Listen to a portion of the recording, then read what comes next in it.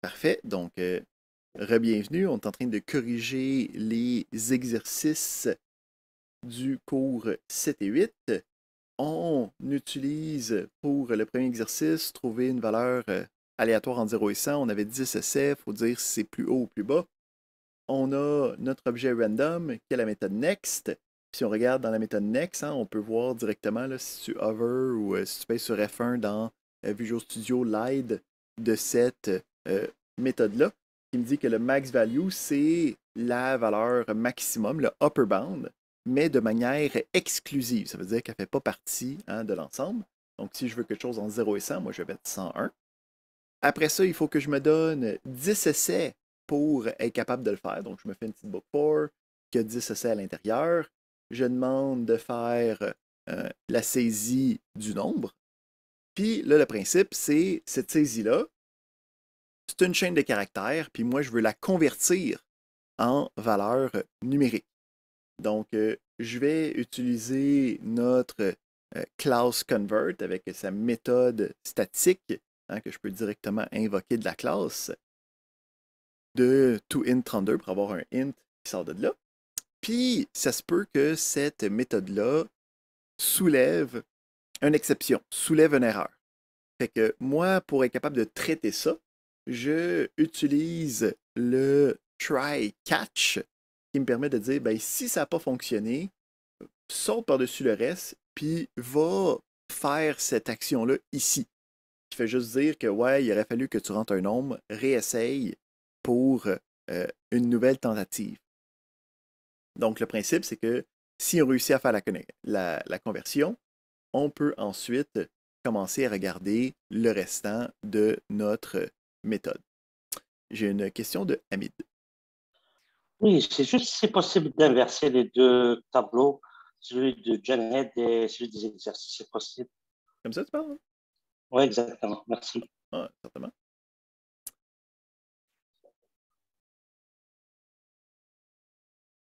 Et... Non, ma fenêtre ne veut plus. Hop.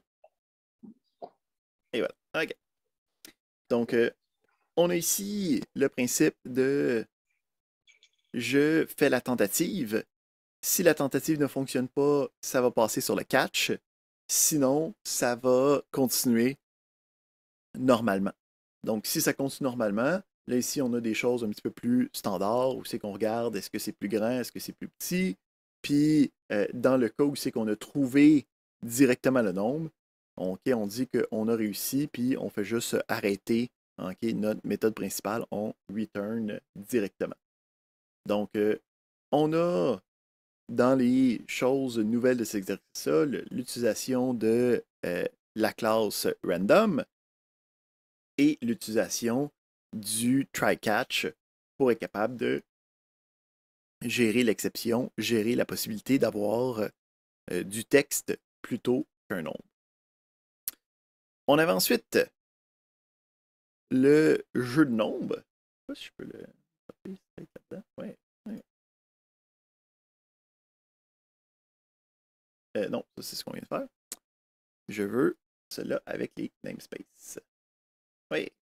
Donc, on avait ensuite deux fermes qui avaient des animaux à l'intérieur, donc qui voulaient avoir des classes qui représentaient ça. Puis, on a à l'intérieur des classes qui auraient le même nom. OK? Donc, on a deux fois le pig entre les deux. Donc, pour être capable de représenter ces deux classes-là à travers le même programme, on avait vu qu'on pouvait utiliser les namespaces, qui est un peu comme un nom de famille, là, qui me permettait de encapsuler des éléments puis être capable d'y faire référence par la suite en passant par le namespace. Donc ici, j'ai pas mis les mêmes noms, là, mais on va remettre les mêmes noms qu'on avait.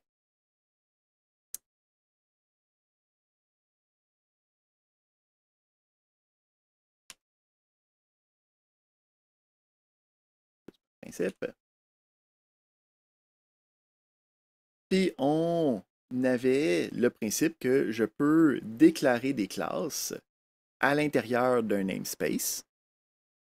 Puis, une fois que j'ai ces éléments de déclarer-là, je peux utiliser le using là, pour être capable de déclarer, moi, je vais utiliser tout ce qui est à l'intérieur de ça. S'il n'y a pas d'éléments problématiques à avoir, c'est pas un problème. Donc, tu sais, Sheep, il y en a juste un à travers toutes les namespaces. Mais si j'essaye d'utiliser le pig, ben là, il faut que j'utilise le nom complet pour être capable d'y faire référence parce que pig tout seul, il ne saura pas lequel aller chercher. Donc, si j'en ai plusieurs, il faut que je spécifie de quel namespace ça vient de sortir. Ou sinon, on peut aussi utiliser des alias qui me permettaient de prendre un namespace avec un nom problématique, puis d'y donner un autre nom durant mon programme. Donc, ça me permettait d'utiliser ce nom-là par la suite. Puis derrière, lui, ça allait utiliser le nom que j'avais créé. Donc, le principe de namespace, c'est quand on a des grands programmes ou quand tu viens importer un programme de quelqu'un d'autre, ça se peut que vous ayez des noms de classes qui soient identiques, ce qui crée des collisions de noms, parce qu'habituellement, les noms de classes doivent être uniques. Donc, on peut les englober dans des namespaces pour être capable de faire une distinction entre chacun de ces éléments-là. Fait qu'on a ici l'utilisation des namespaces pour faire la distinction entre des classes de même nom. On passe ensuite aux exercices de la semaine passée sur des requêtes sur des informations dans des structures de données. Donc, on demandait d'avoir un tableau, là, une structure avec des valeurs à l'intérieur, puis d'être capable de construire 3 différentes méthodes qui permettent d'aller chercher les informations spécifiques. Fait qu'on l'avait de manière classique informatique, où on allait utiliser des books pour les parcourir. Puis après ça, on utilisait les expressions de requête, les query expressions, avec les mots-clés qui ressemblaient à du SQL, ou sinon les méthodes prédéfinies pour être capable de faire. Puis là, qu'est-ce qui est intéressant, c'est qu'on va comparer chacun des 3 pour voir lequel est le meilleur. Donc, pour les requêtes, on a le principe dont on a un petit tableau, puis on va avoir 3 méthodes différentes qui vont aller chercher, puis qui vont transformer en fait le tableau à partir de requis préalablement définis. Donc, on dit que tous les nombres impairs doivent être retirés, les valeurs doivent être mises en ordre croissant, puis toutes les valeurs doivent être doublées. Donc, si on commence avec la version procédurale, où c'est qu'on reçoit notre tableau, puis on va sortir une affaire qui est énumérable. On se souvient, ça ici, c'est une interface, ça commence par I, qui me dit que c'est une structure que je peux parcourir, en gros, là, que je peux énumérer les éléments. Fait que soit un tableau, soit une liste, n'importe quoi qui est une collection d'informations est pas mal énumérable. Donc ici, en fait, on se recrée une nouvelle liste, parce qu'on va falloir filtrer chacun des éléments. Donc, on commence en disant, ben, je veux retirer tous les nombres impairs. Fait que, premièrement, je vais parcourir les éléments, je vais prendre tous les nombres impairs, puis je vais les ajouter. Tous les nombres pairs, les nombres impairs sont retirés. Après ça, on dit qu'il faut que ce soit trié. Donc, on s'était donné le array sort qui me permet de travailler avec ça. Donc, array sort, je peux le convertir en array, puis le sorter par la suite. Puis une fois qu'il est trié, je peux le reparcourir, puis multiplier par 2 chacun des éléments. Donc ici, on voit qu'il y a beaucoup quand on le fait de manière procédurale classique en informatique, on a beaucoup de constructions à faire. Il faut faire chacune des étapes une à la fois, reprendre les informations, les retransformer pour qu'est-ce qu'on a besoin. C'est la méthode la plus exhaustive, mais qui demande le moins de connaissances spécifiques. Donc, on aurait pu faire ça dès la 2e, 3e semaine de cours. On avait vu la semaine passée, par contre, qu'on avait les requêtes d'expression qui vont me permettre de reprendre ça ici. On reprend le tableau. Donc, on a le from, puis là, on peut utiliser le n, puis on peut, après ça, avoir les différents requis comme étant des directives, comme on avait vu la semaine passée. Donc, on peut dire, je veux seulement sélectionner ceux qui sont pairs. Donc, je veux retirer les noms impairs. Donc, j'utilise le modulo 2 pour trouver quel qui est impair ou impair avec le where. On se souvient que le n va être appliqué sur chacun des éléments du input. On peut le trier avec un order by. Puis, on peut après ça faire le select qui me permet de faire des transformations où là, je multiplie chacune des valeurs qui restent par 2.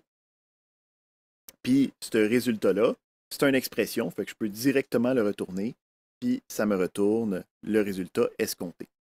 Fait qu'on peut voir ici qu'avec les expressions de requête, c'est pas mal plus trivial, pas mal plus direct qu'est-ce qu'on peut faire comme transformation avec. On a finalement le même principe, mais avec des appels de méthodes. Donc, on avait vu qu'on peut aussi utiliser des méthodes avec ce qu'on appelle les expressions lambda, où c'est qu'on a le n, on a la flèche, puis après ça, on a en fait qu'est-ce qu'on avait mis à l'intérieur de nos directives directes de notre expression de requête. Donc, on part du input, on a le where. Ici, en passant, c'est comme si on l'avait mis avec un point pour appeler la méthode. Là. C'est juste que là, on le met sur des lignes subséquentes juste pour que ça soit plus visible. Donc, on a ici le where avec le même principe, avec les mêmes opérations. C'est juste que lui utilise des méthodes qui a comme paramètre la fonction qu'on veut activer. Donc, le where, le order by, puis le select. Mais le principe, c'est que ça génère ce qu'on a besoin d'un coup, puis ça le return directement, plutôt que de devoir passer à travers toutes ces étapes-là. Ultimement, quand on écrit ça derrière, ça fait la même chose que qu'est-ce qu'on a écrit ici. Il n'y a pas de changement fonctionnel. C'est juste que celui-là est beaucoup plus rapide, puis ça fait les différentes actions, les différentes possibilités pour moi, à la place de devoir le faire par nous-mêmes. Parfait. Fait que ça, c'est ce qui est pour les solutions des exercices précédents. Encore une fois, j'ai mis les différentes solutions sur Leia. Donc, je les ai mis dans un seul fichier, là, parce qu'on les regarde en même temps.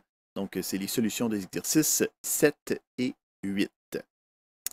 Est-ce qu'il y avait des questions, interrogations par rapport à ça ou ça va bien, on comprend, on est correct de ce côté-là? Pas de questions. Ça va bien. Excellent. Donc, on va pouvoir regarder maintenant l'utilisation de bases de données avec une application. Pour être capable de faire ça, par contre, il y a un élément qu'il va falloir utiliser qu'on n'a pas vu encore. Fait que ici, juste être certain, on va aller dans l'exercice, je vais dans le cours. Donc, on va ici utiliser en fait un tutoriel que va falloir que vous familiarisez pour voir c'est quoi les différentes étapes. Parce que pour utiliser ce mécanisme-là, il y a beaucoup de choses qui nous est donné directement, puis qui sont un petit peu plus complexes que qu'est-ce que nous, on est capable de voir, puis de comprendre facilement. Fait qu'il va falloir faire référence à ces exemples-là pour être capable de les manier, pour être capable de les configurer quand on nous demande de faire des choses plus spécifiques. Fait que j'ai mis le lien vers la documentation de qu'est-ce qu'on va utiliser, qui s'appelle le Entity Framework. Puis, particulièrement, j'ai aussi mis le lien vers le tutoriel que nous, on va utiliser aujourd'hui pour apprendre comment utiliser ce Entity Framework-là. Pour être capable de l'utiliser, il va falloir aussi rajouter des librairies externes. Donc, le principe, c'est que quand on travaille avec des applications, on a utilisé des classes qui étaient déjà faites pour nous, comme random, OK, comme console. C'est des choses qui viennent par défaut avec le langage. Par contre, il y a certaines de ces classes-là qu'on veut utiliser qui ne sont pas incluses par défaut dans tous nos programmes. Donc, il va aller falloir indiquer pour cette application-là que je veux utiliser cette librairie-là. Donc, donnez-moi un instant. Je vais essayer quelque chose.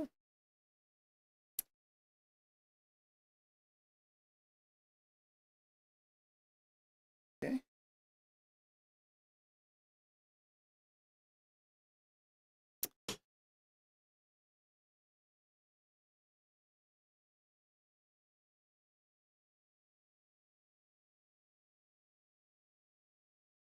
Donnez-moi juste un instant.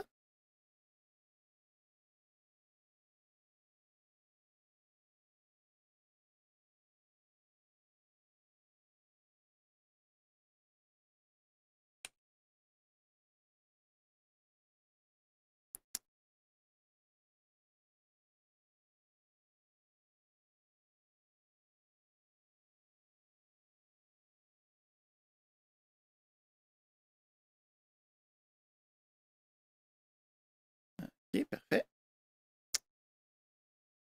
Donc, on va souvent avoir à modifier les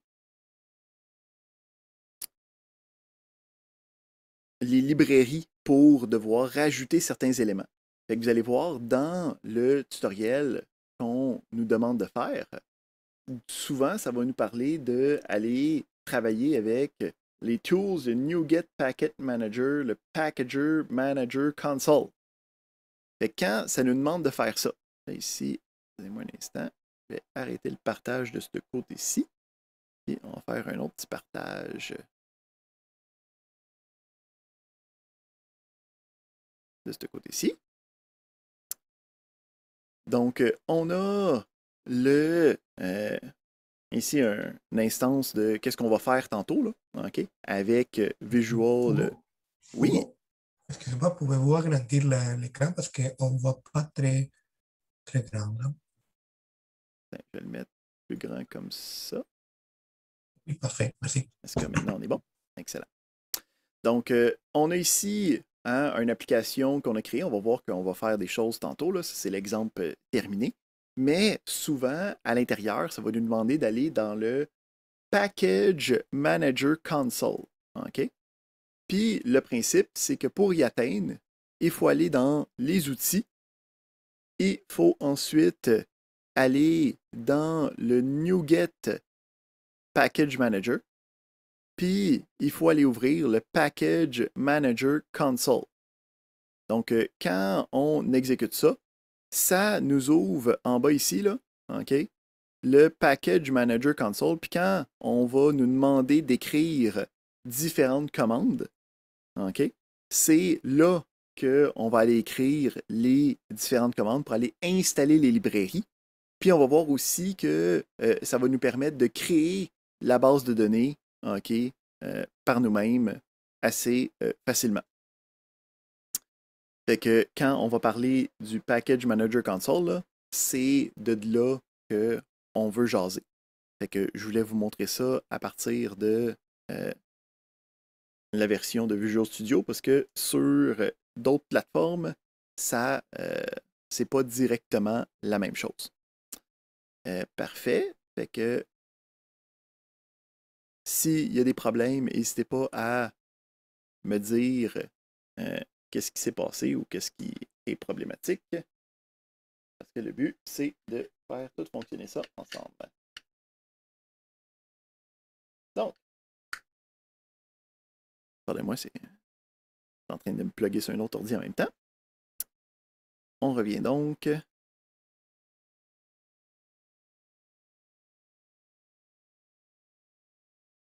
à nos affaires. On va fermer tout ça.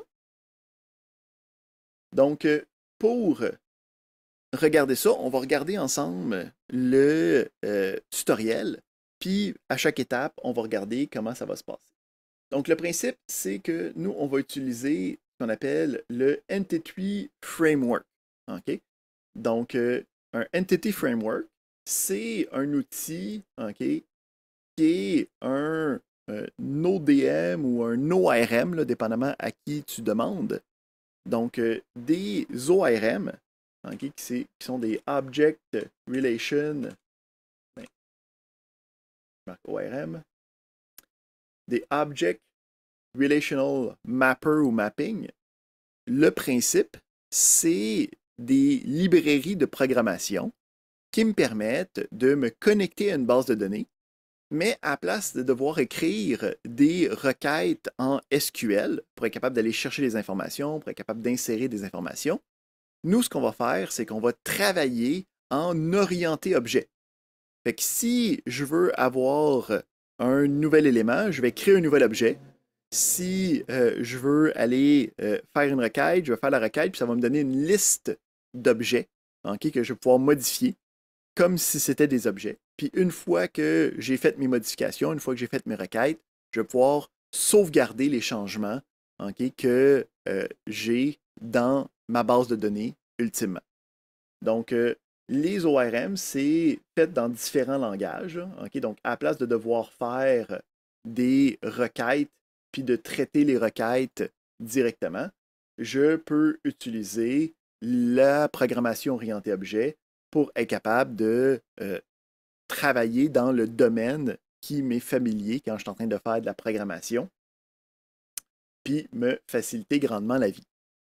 Donc, ces librairies-là d'ORM sont spécifiques à chacun des langages, sont spécifiques à chacune des différentes versions de librairies qu'on va utiliser. Donc, Microsoft, avec C#, ont créé le Entity Framework pour être capable de se connecter à des bases de données puis de faire le même principe. Mais si vous commencez à utiliser du Java, mettons, il existe d'autres ORM okay, qui est tout le même principe. Okay. Nous, ce qu'on voit ici, c'est juste dans la spécificité de la chose, mais ça se rapproche dans toutes les versions derrière. Donc, on veut utiliser un ORM, on veut se créer un programme qui va être capable de faire les différentes gestions de bases de données à travers un programme orienté objet. On va aller voir c'est quoi les différentes étapes qui sont importantes pour être capable de représenter ça. Donc, premièrement, on va juste se créer un nouveau projet. Là. Donc, on va se créer une nouvelle application console. OK. On se crée une nouvelle application console. Parfait. Donc, ensuite, la première chose qu'il va falloir faire, ça va être d'installer la librairie pour que je puisse l'utiliser à l'intérieur de mon projet. Donc, comme je vous l'ai dit, dans le nouveau projet que vous venez de faire, vous pouvez okay, ouvrir le Package Manager Console, puis directement écrire la commande. Hein, pour ceux qui veulent le suivre, là, je suis certain, je vais même paster le lien dans le chat okay, pour que vous puissiez suivre avec les différentes commandes. Donc, cette commande-là, c'est à écrire à l'intérieur du Package Manager Console, où c'est marqué PM avec une petite flèche, tu mets ton curseur, tu copies ça, puis là, il va y avoir un paquet de texte qui défile parce que ça va installer la librairie dans le projet. Moi ici, puisque je ne suis pas avec Visual Studio, j'ai une autre affaire à faire à la place.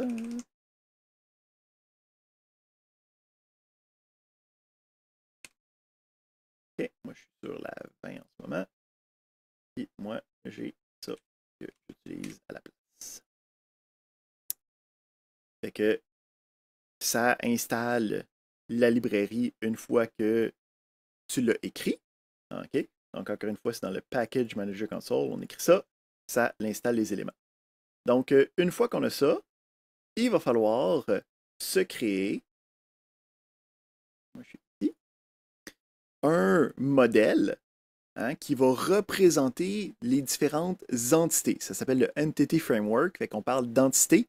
Quand nous, on parle d'entité, on parle en fait de tables, puis de différentes lignes qui vont être dans cette table-là. J'ai une question de Saja. Oui, mais je ne trouve pas où je dois installer le package. Donc ici, attends, je vais le refaire de l'autre côté. Attends, faut que je fasse ici.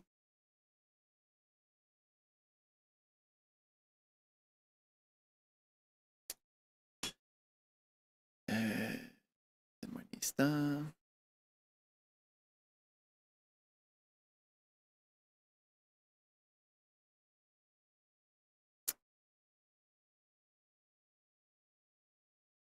Okay. On va partager l'autre écran.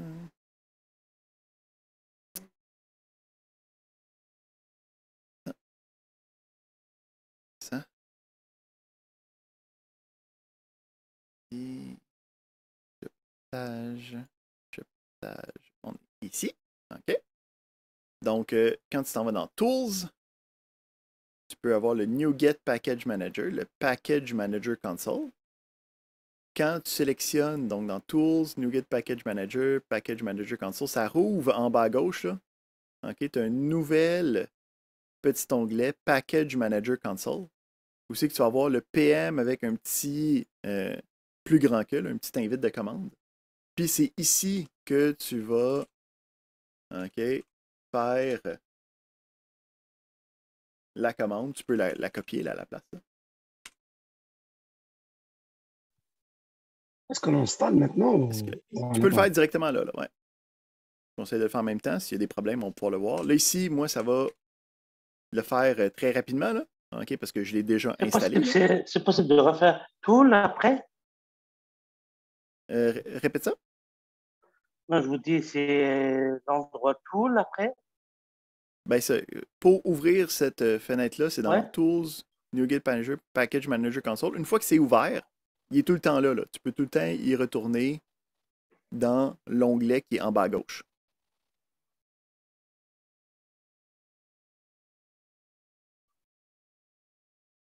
Est-ce que vous le voyez ou est-ce que vous ne le voyez pas?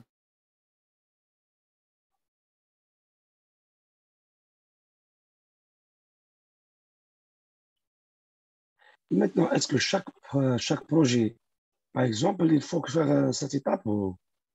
Il faut, à chaque fois que tu vas te créer une nouvelle application qui va se connecter à une base de données, il faut que tu le fasses une fois, oui. D'accord.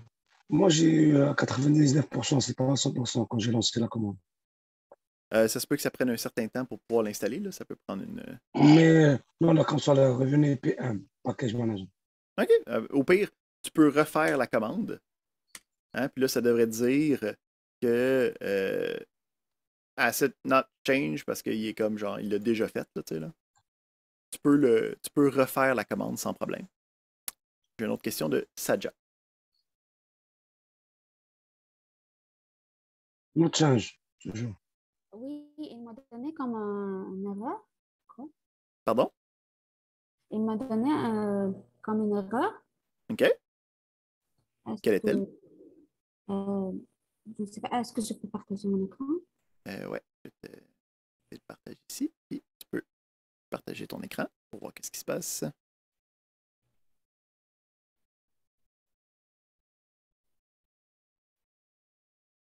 OK. Fais attention ici, tu n'as pas mis la bonne commande. Moi, j'ai envoyé le lien dans lequel il y avait la commande. Bien sûr, il y a la commande sur le cours, Saja. Oui, c'est ici, ça. c'est un lien web. Là. Tu vas aller dans la page web pour aller chercher la commande. Ah, d'accord. La commande commence par install package. Il met la commande sur le cours, sur le... C'est la même, non? Oui, oui, c'est Sur- ça. Sur le site de cours, c'est la même commande que Oui, j'ai j'ai fait écrite aussi dans copier les sur notes. le site de cours. Ouais. C'est là? Oui, ça, celle-ci. Ah, d'accord, d'accord. OK, d'accord, merci. Elle est déjà sur le support du cours. Mhm. Il y a Freddy Là, aussi sur qui le vient de la chat, copier c'est dans le tout. chat, là, ouais, pour besoin. Et voilà. D'accord, merci. Mhm. Excellent. Fait que, super. Yep, là. OK. Fait qu'on repartage de mon bord. Oui, ça marche. Hugo, c'est toujours une application console. Oui. En tout cas, nous, qu'est-ce que nous, on va faire, là? Ultimement, si il y a d'autres cours après, là, pour des applications avec des interfaces, puis à ce point-là, vous allez faire des fenêtres qui vont pouvoir se connecter, qui vont pouvoir, tu sais, travailler avec la base de données derrière. Mais nous, on va se limiter à des applications console qui sont juste capables d'écrire directement dans notre petite console ici, là, voir qu'est-ce qui se passe. Parfait. Ici aussi, je veux checker ça. Ouais. Donc, on a ensuite la première partie, ça va être de créer le modèle. Créer qu'est-ce qui va être disponible dans la base de données. Donc, le principe, c'est que ça va être purement les classes que nous, on connaît. Il n'y aura pas rien de spécial avec la création du modèle. Donc, on va se créer un... On pourrait le faire dans le programme principal, là, mais ça peut commencer à être un petit peu lourd. Fait qu'on va se faire un petit fichier à côté qui va s'appeler modèle. Puis, à l'intérieur, on va copier le contenu. Encore une fois, c'est la même chose que j'ai déployé ici. Là. Okay? Si vous suivez le tutoriel, vous pouvez copier le fichier au complet d'une shot. Le principe, c'est... Ben attends, on va le faire étape par étape. Première chose, il va falloir utiliser les différentes librairies, particulièrement les librairies qu'on vient tout juste d'installer. Donc, il faut les rajouter avec le mot-clé « using ». Les deux autres, en fait, on n'en a pas besoin parce que c'est déjà maintenant inséré par défaut. On a ensuite les différentes classes qu'on va devoir représenter dans notre projet. Okay? Donc, ça ici, on va mettre un petit peu plus large. Ça, c'est des choses qu'on reconnaît là, directement. Hein? Donc, c'est une classe. Là, ici, on est en train de faire une représentation d'un site web qui a un blog. Là. Okay? Donc, on a différents blogs, okay, où c'est que tu vas avoir. Puis là, on peut aller rechercher les informations à partir de qu'est-ce que nous, on connaît des bases de données. Là. Hein? On a un blog ID. Hein? Lui, il va voir qu'il y a le mot-clé ID à la fin, puis il va faire OK, ça va être une clé primaire. Là. Puis, on a ici des différents types, même principe qu'il va avoir dans la base de données derrière. Puis après ça, on va même pouvoir représenter des relations. Hein? Donc, on va pouvoir dire, voici les blogs. Là. Le blog est relié à une liste de différents posts. Okay? Donc, j'ai un blog. Dans le blog, j'ai différents posts. J'ai un autre blog. L'autre blog a différents posts. Et ainsi de suite. Puis après ça, ben, c'est quoi les posts? Ben, là, ici, c'est une autre classe qui va aussi avoir une clé unique, qui va avoir aussi d'autres informations. Puis encore une fois, qui va avoir une relation inverse. Hein? Donc, quand on le voit en base de données, là, on pourrait penser que ben, ici, il va avoir en fait la clé étrangère qui va être reliée à cet élément-là derrière. Qu'est-ce qui est intéressant avec le Entity Framework, c'est que toute cette conception-là, là, de décider c'est quoi la clé unique, de faire les relations, de créer la clé étrangère, de faire le lien, va se faire automatiquement à travers qu'est-ce que j'ai décrit. Okay? Donc, nous ici, on a juste dit des choses où c'est qu'on a mis le ID, on a mis des liens, okay, que nous, on sait que ça va être ça. Ben, lui, il va pouvoir inférer de ces caractéristiques-là pour créer la base de données qui va être correcte. Une fois qu'on a les différents modèles spécifiques des tables, on va devoir construire et utiliser le lien vers la base de données. Donc, le lien vers la base de données, dans la nomenclature, là, dans le monde de l'informatique, on appelle ça un contexte. Okay? Donc, quand on parle du contexte, c'est le lien qu'on va avoir fait à la base de données pour être capable de dire, ben voici la représentation dans mon programme du lien vers la base de données. Fait qu'il va y avoir ici ce qu'on appelle le contexte, qu'il va falloir aussi avoir. Donc, on va juste copier ça, puis on va regarder qu'est-ce qui se passe. Donc, c'est ça qui va me permettre de faire un lien vers la base de données réelle. Donc, la première chose, c'est qu'on va avoir une classe qui va hériter de la classe DBContext. Fait que c'est ça dans la librairie, c'est la classe dans la librairie qui est fournie. Lui, derrière, il y a plein de choses qu'il va être capable de faire avec ça. Donc, pour se créer notre contexte, notre lien vers la base de données, on va avoir une classe qui va être un... Là, c'est moi qui ai donné le nom. On est en train de faire un lien vers du blogging. Fait que c'est blogging context, mais ça hérite de DB context. Puis, le principe à l'intérieur, c'est que moi, je vais pouvoir déclarer des propriétés qui vont être de type DB7. Donc, le type DB7, en fait, c'est un peu un lien vers une table. Fait que quand je déclare un DB7, c'est de dire je veux une table qui va être cette affaire-là. Fait que moi, je veux une table de blog que j'appelle blogs. Puis, je veux une table de post qui va s'appeler posts. Donc, le DB7, c'est de dire je veux avoir une relation directe avec quelque chose qui va être dans ma base de données. C'est ça qui permet de relier le modèle à une table dans ma base de données. Une fois que j'ai ces différents éléments-là, je vais devoir configurer le lien vers la base de données elle-même. Puis là, c'est là que ça va changer dépendamment du type de base de données, dépendamment à quelle sorte de base de données, dépendamment à quel SGBD je me connecte. Donc, dans notre cas, on va utiliser une base de données de type SQLite. Donc, si vous n'avez jamais travaillé avec ça, la base de données SQLite, est-ce que vous avez déjà entendu parler de ça, SQLite? Oui, non, peut-être? Non. Non. Okay. Fait que la base de données SQLite, c'est une base de données qui est beaucoup utilisée dans le développement informatique. Le principe, c'est qu'on n'a pas besoin d'avoir de SGBD derrière. Le SGBD, c'est quoi? C'est un programme qui me permet de se connecter pour être capable de traiter avec des transactions SQL vers une base de données. Ben, le principe du SQLite, c'est que la base de données est juste dans un fichier direct.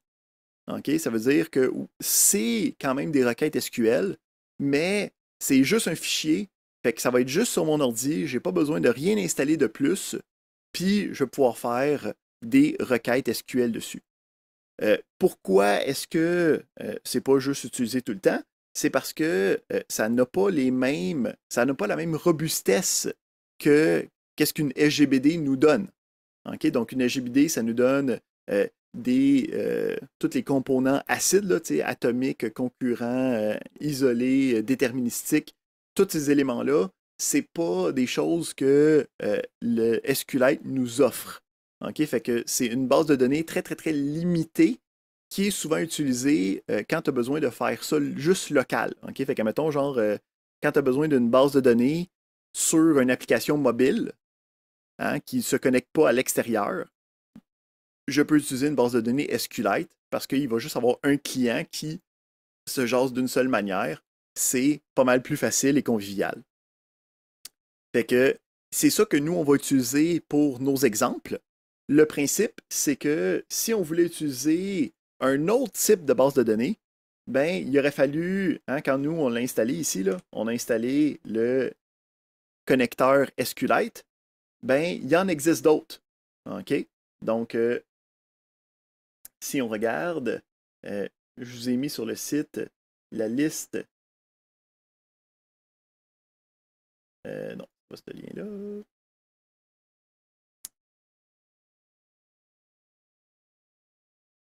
La liste des bases de données qui sont disponibles.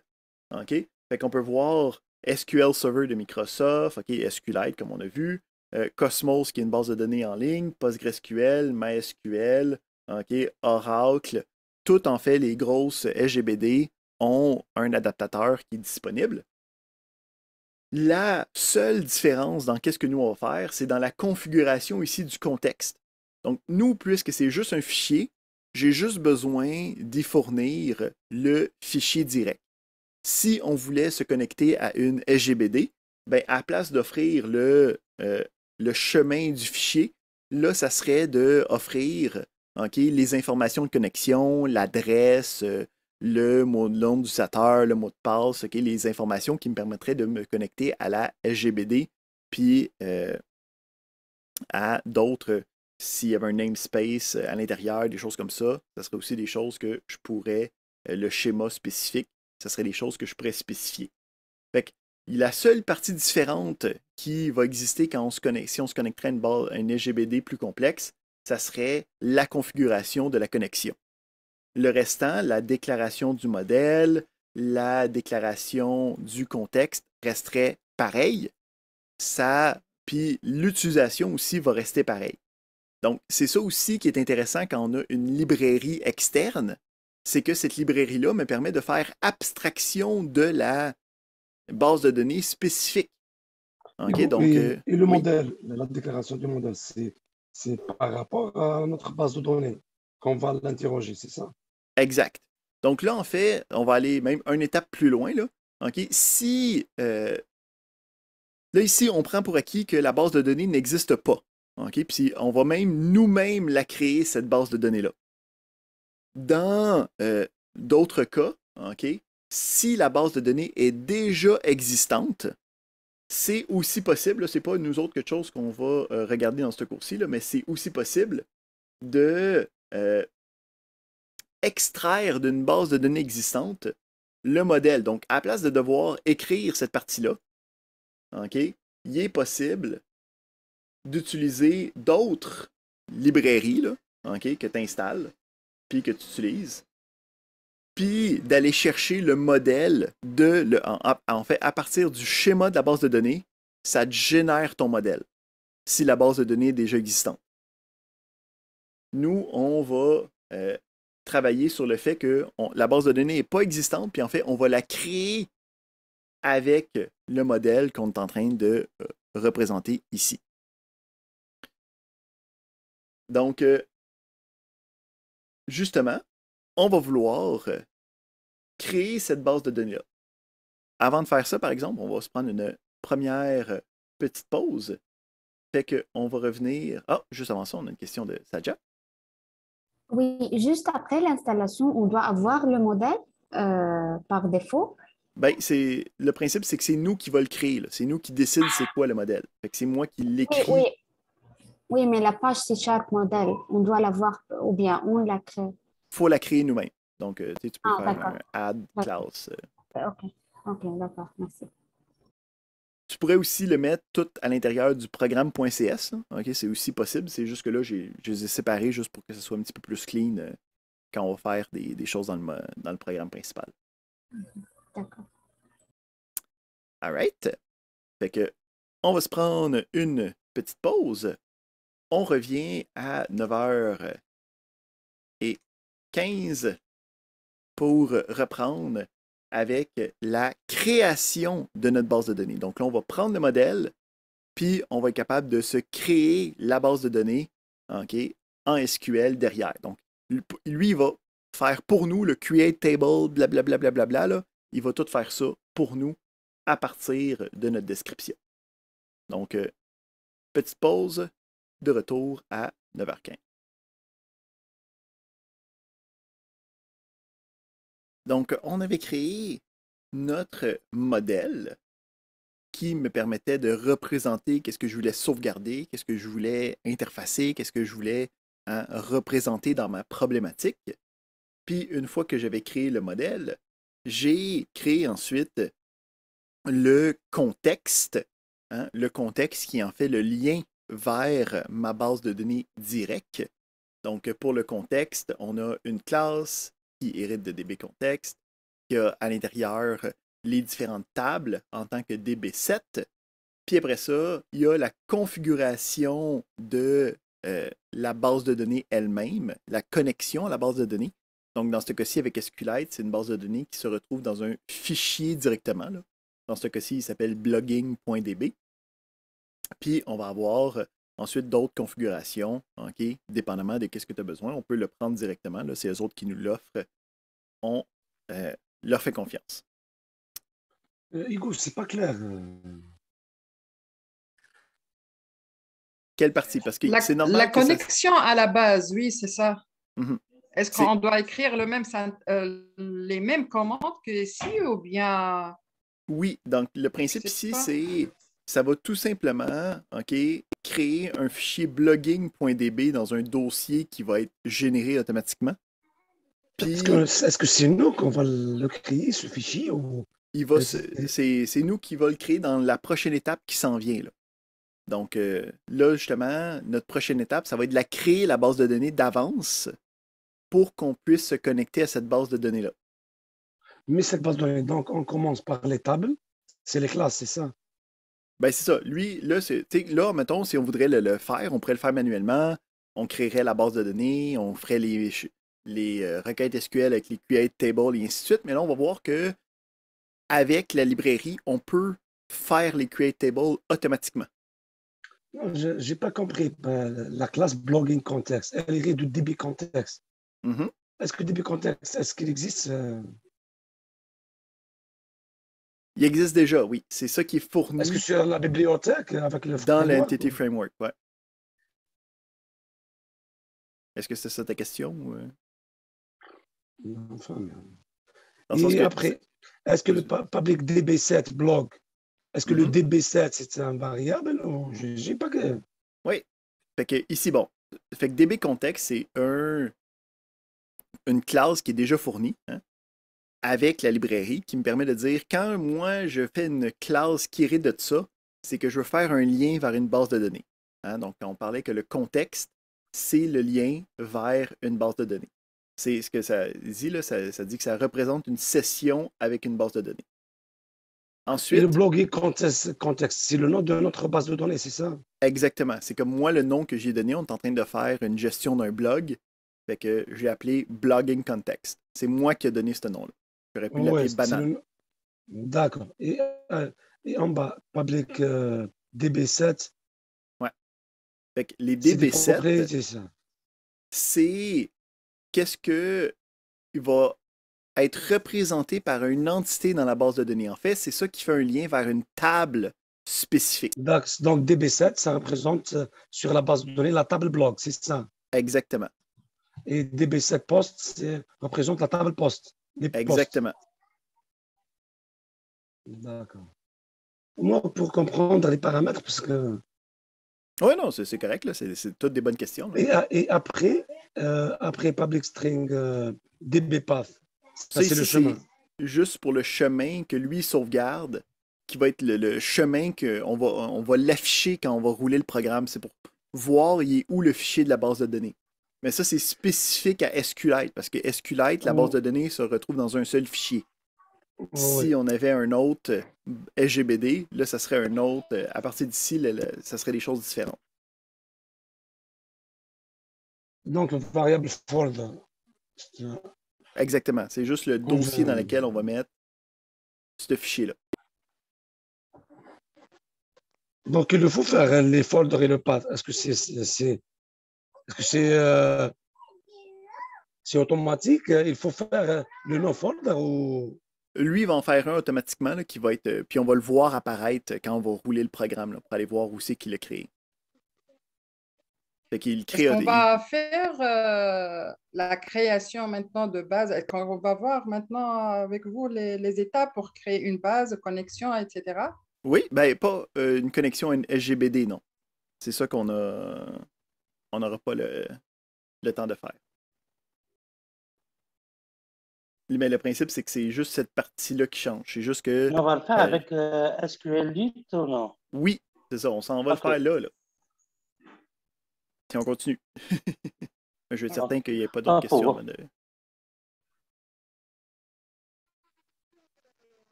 On n'est pas pire jusqu'ici. Est-ce que comme ça va pas pire pour cette partie-là ici? Puis que ça ici, c'est spécifique SQLite. C'est un peu flou, mais on va voir après. Puis c'est normal que c'est un peu flou. C'est une grosse librairie qui a vraiment beaucoup d'informations. Fait que c'est pas inattendu.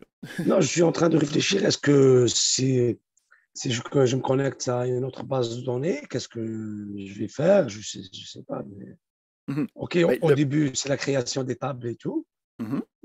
Mais par exemple, si on a les tables déjà créées, qu'est-ce qu'on va faire dans ce cas-là?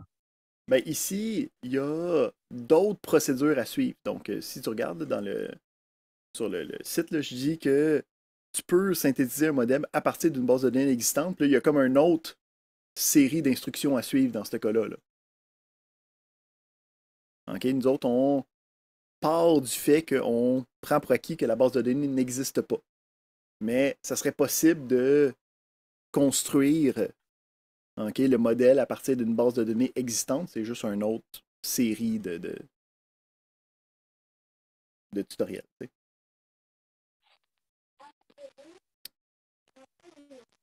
Fait que nous autres. Donc, à chaque fois, par exemple, si on crée une base de données comme ce exemple-là, donc, il faut faire ces étapes. C'est exact. Non, mais sur le public blogging context, est-ce que je suis obligé de mettre var folder et le path ou je peux changer les noms ici? Ici, tu peux le changer. Okay? Là, ici, c'est juste que ça va. Le SQLite travaille dans juste un seul fichier. Puis ça, ici, c'est comme le fichier qui est généré. Non, pour le variable path et folder. Ouais, tu pourrais le changer là. Mais là, le ici, reste, c'est juste que. Tu pourrais mettre C2 points, blablabla. Là.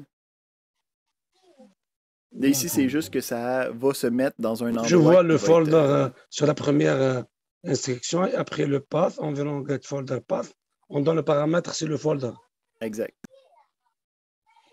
D'accord. Et après, system et path join, c'est le paramètre path avec notre nom de base de données, c'est ça? Le blogging DB. Exact. Si on veut voir qu'est-ce que ça donne, là, cette affaire-là, si je montre le résultat final rapidement du côté de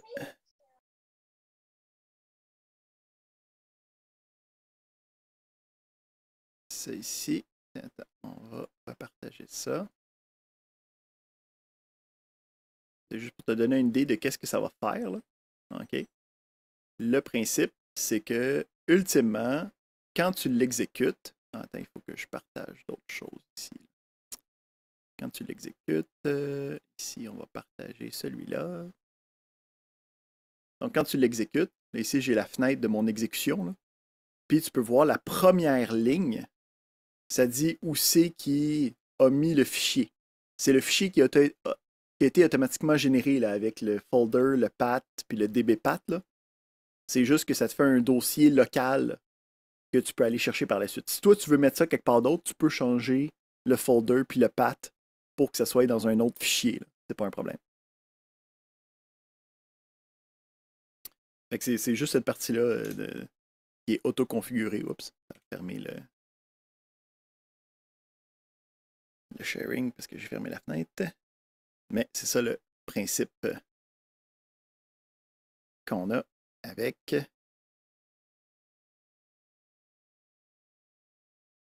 ces éléments-là ici. Encore une fois, ces parties-là, c'est des choses que, comme si, admettons, tu veux te connecter à une autre base de données, tu vas aller voir okay, dans la librairie un exemple, puis tu vas juste le reprendre puis le modifier par rapport à ce que toi, tu as besoin.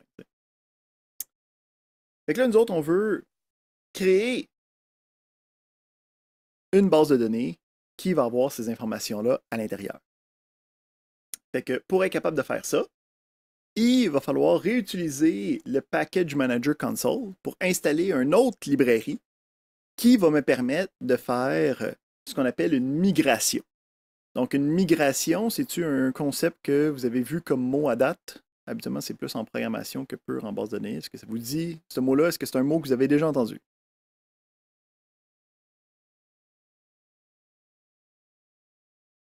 Je vais prendre ça comme non. Donc, le principe de migration, c'est le principe d'une série d'actions que tu veux faire sur une base de données. Ah, il y a du monde qui dit oui.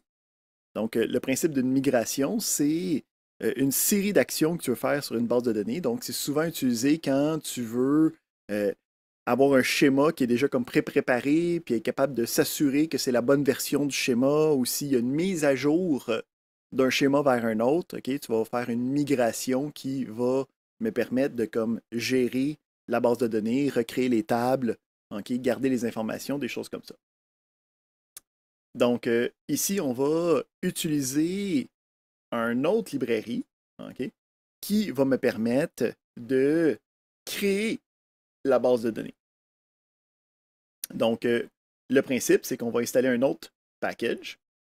Fait qu'encore une fois, dans le Package Manager Console, donc vous pouvez le réouvrir s'il est déjà ouvert. Moi, ici, je vais juste le faire de mon côté avec mes instructions à moi.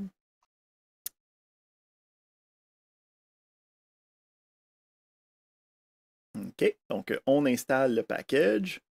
Une fois que le package est installé, je vais pouvoir faire un add migration qui va créer du code qui va me permettre de faire la création de tables.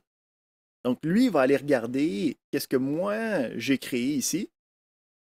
Puis, on va avoir derrière une migration qui va être créée. Puis, en fait, on va voir que dans notre projet, si on refresh ça,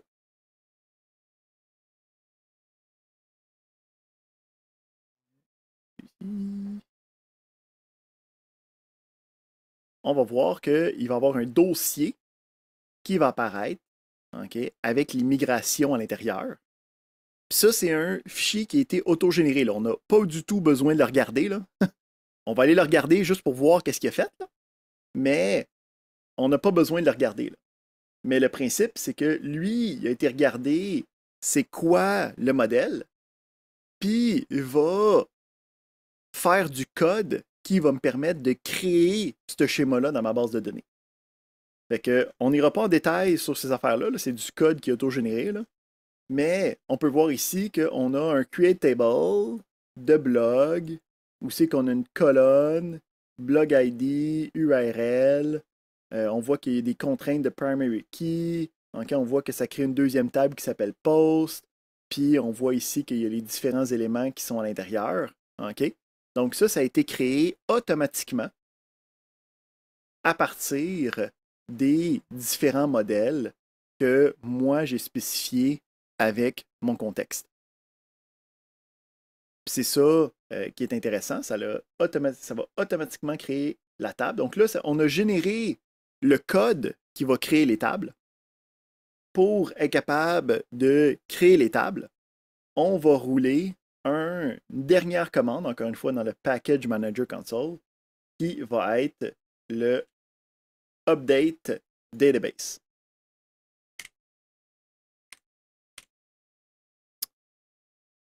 Donc, le Update Database. Donc, moi, ici, c'est une autre petite commande, là, parce que moi, je n'utilise pas la version de Visual Studio Direct. Ah oui, c'est ça. Moi, je l'ai déjà créé. Attends, je vais le déliter de mon bar. Comme ça, vous allez voir la même chose que moi.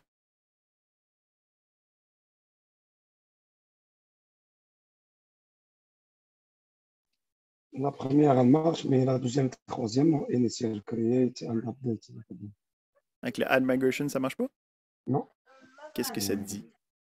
Il donne une erreur. Build file. OK. Voulez-vous partager l'écran? On va voir qu'est-ce qui se passe.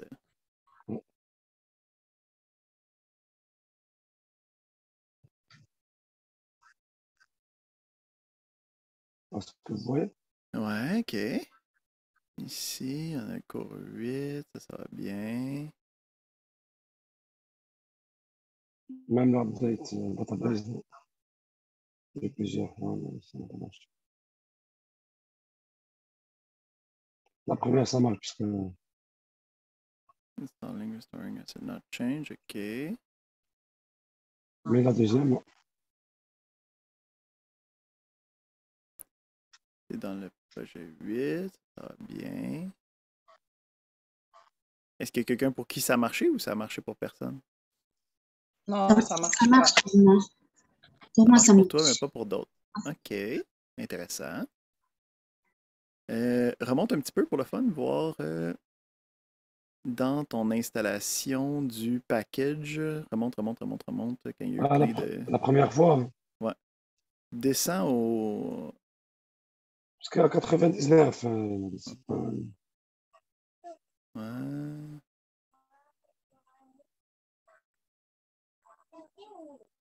6.5, 6.7, c'est correct.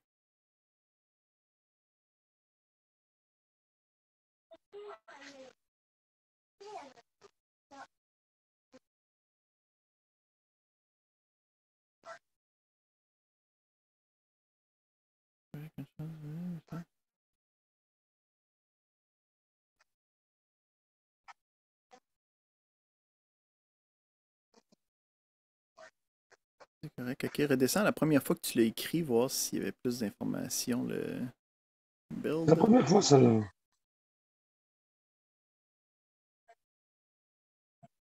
C'est correct. Ok. Ok, c'est bon. Tu l'as déjà installé. Ok, redescends. Ouais, la première fois, c'est bon. Ouais, ça c'est bon, c'est bon. Ok, on a les tools. Correct.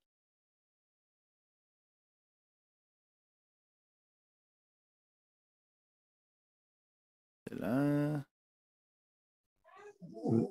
Build started, build fail. Sinon, je crée un nouveau projet et je vois. Parce que Ouais, attends, je vais juste être certain de quelque chose. je crée un autre projet et je vois. Même chose pour moi aussi. Est-ce qu'il T'as y a fait le build build failed? ou build quoi? Update et immigration, ça marche pas. Ok.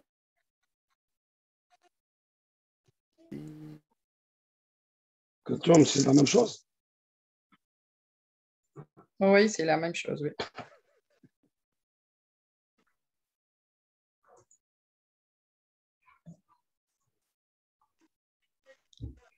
Puisqu'après Hugo, j'ai avancé. C'est quoi? Parce que j'ai essayé de faire copier-coller sur le code. Ouais. Regarde ici, il fait l'installation, mais après, parce qu'il n'y a pas le database update et tout, donc il ne fait pas le save change. Après, il plante. Ouais, ben Il ça fait c'est juste normal la là, parce que première la insertion base et de plante. données n'existe pas là. Exactement. Ça c'est normal. Moi, je vais être certain.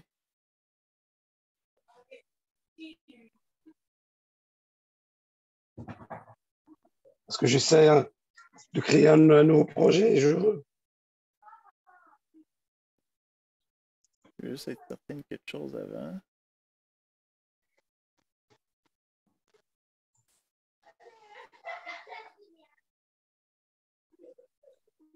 Bon.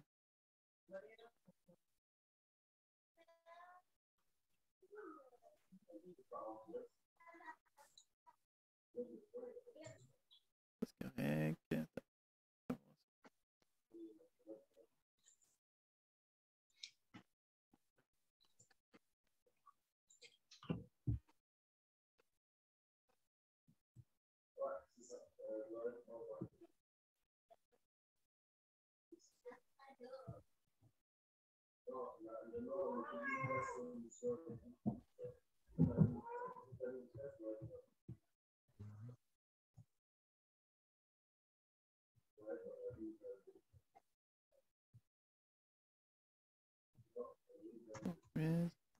Euh, là, tu viens d'en créer un nouveau, là? Oui, OK. je suis en train de le voir. Ouais. Ça marche. Là aussi, montre-moi ton Solution Explorer, juste pour être certain. Là. OK. Tu peux arrêter aussi le programme courant. Et c'est bon. On va pouvoir add des clés.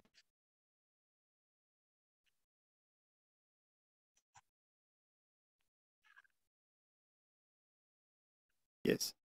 Tu peux peser sur le piton stop en ce moment de ton affaire là, pour arrêter le débogage courant. Ouais. Le gros piton rouge, il est... Oh oui. Est-ce que do you want to stop debugging? Yes.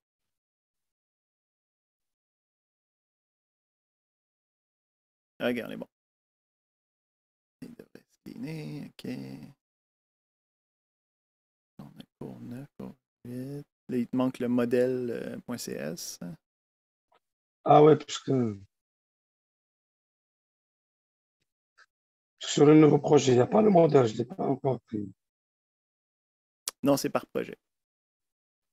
Ah, c'est partagé, hein? Non, c'est par projet. Oui. Donc, est-ce que je l'écris, le modèle, là, sur le Oui, projet il 9? faut que dans le projet 9, il faut que tu aies un autre. D'accord.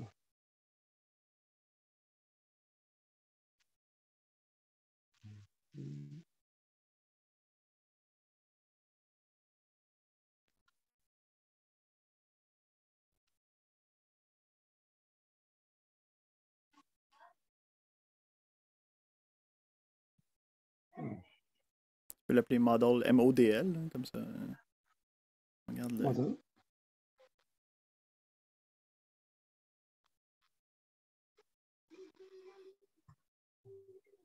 OK. OK. Donc, Tourne dans le package manager console.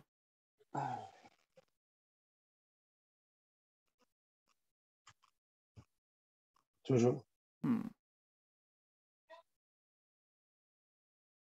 Donc, la même chose.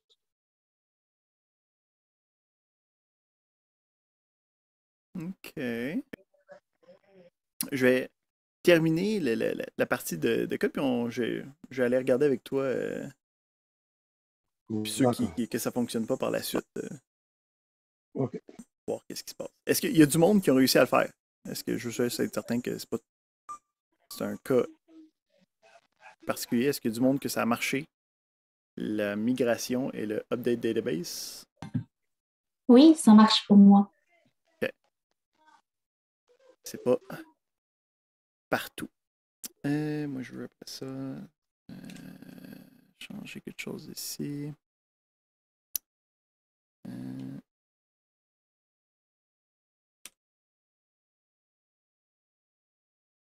Instant, on va aussi sortir ça. Ça. OK.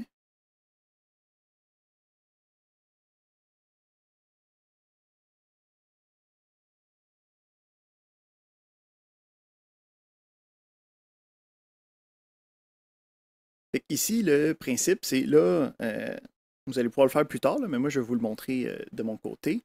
Attends, juste, je vais... J'en ai dessus dedans en ce moment, je suis certain. Bon.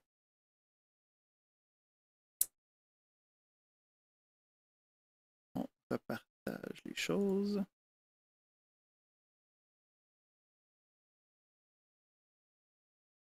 Donc, une fois que tu as fait le update database, lui, ce qu'il va aller faire, c'est qu'il va aller créer le fichier blogging.db dans l'endroit que on va aller voir plus tard, là, qui est dans le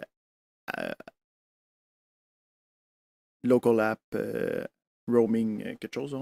Vous allez voir le lien tantôt dans un instant. Là. Moi, j'ai déjà ouvert. Là. Puis, si vous voulez, vous pouvez aussi aller chercher différentes applications qui permettent de regarder là, les bases de données SQLite. Je vais vous envoyer un petit lien.